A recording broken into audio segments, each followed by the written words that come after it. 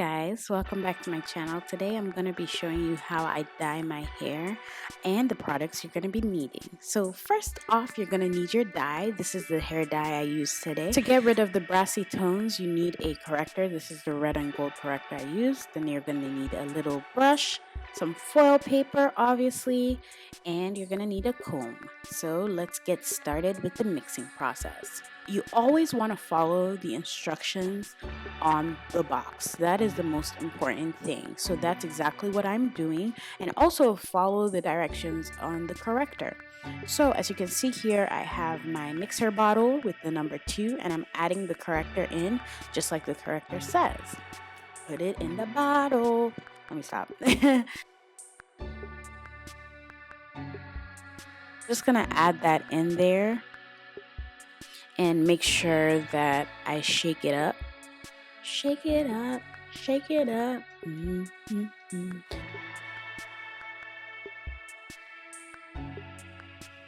Make sure you mix it.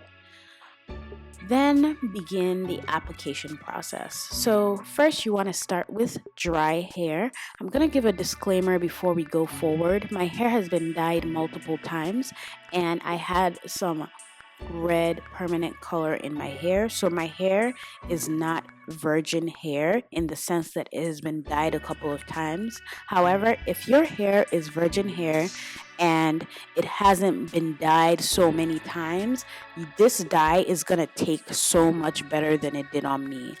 To me, it just lightened my hair a little bit, but to somebody who doesn't have so much dye in their hair, it's going to just take immediately if you follow these same steps.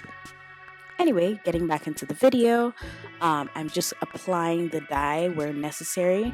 Before you put dye in your hair, always make sure you do a strand test, which means the night before, take a strand of your hair, get the dye in there, and make sure that you don't have a reaction to the dye, because the worst thing is for you to react to the dye.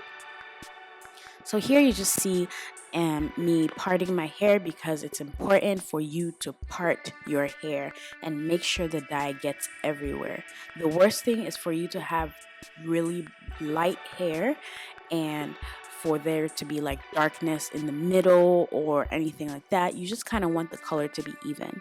And you always want to start from the front. I start from the front because that's the part that everybody's going to see, and then you can work your way to the back. Usually if you have more hair, you always want to section off your hair, but my hair is at this weird length, so I can do without sectioning it out all the way. So if you can't get to the back, you can always call your friend to come help you, or a family member, or your dog. I'm just kidding, obviously not your dog. But you can always call somebody to help you. And here my wonderful friend is helping me with the back of my hair to just make the process go faster. And I'm going over it with the dye, even the sections that I've done before, because I want to make sure that dye is everywhere.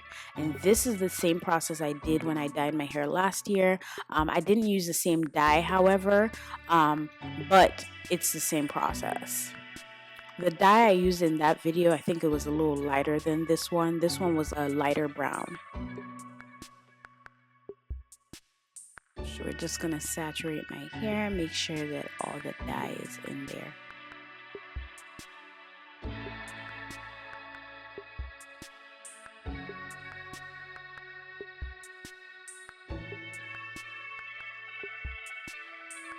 Next up, I'm going to use pieces of foil and wrap them around my hair to make sure that the dye really takes.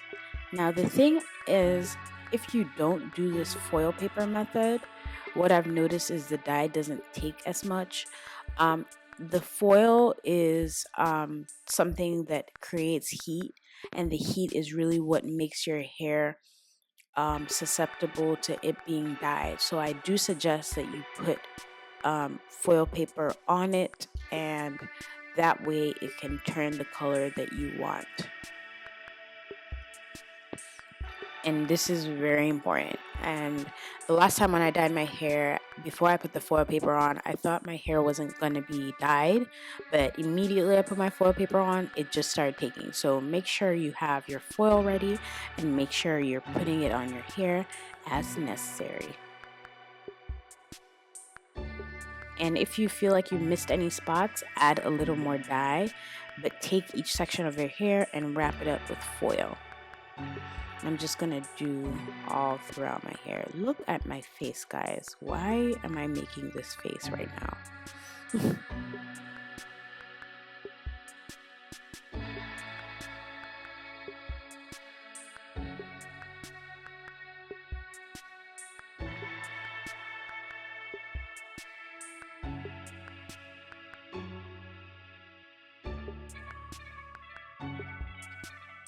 So I even go as far as to make myself a little foil cap just to make sure that my roots also take the color.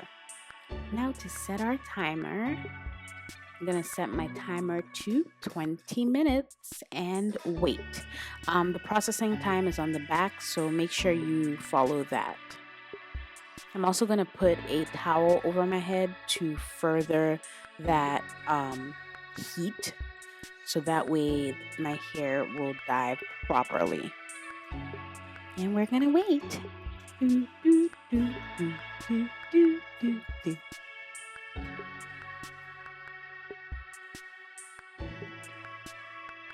So now we're counting down.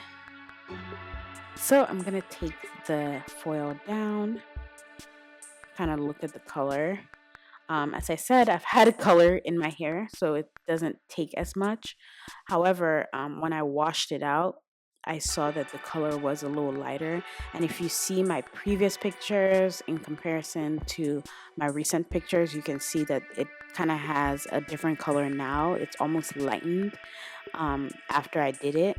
If you follow this process the same way, you will get better results if your hair is virgin hair, and if your hair has already been colored, it's going to be a little harder for you to get the achieved color. So yeah, guys, this is what it turned out to look like. I look kind of crazy right now. It looks red, but when I washed it out, it didn't look red. I really hope you enjoyed this video. I'm gonna insert a picture right here of what my hair looks like now, so you can see that it did lighten. And yeah, I hope you guys enjoyed this video. Thank you so much for watching and have a great week. Bye. Is it recording?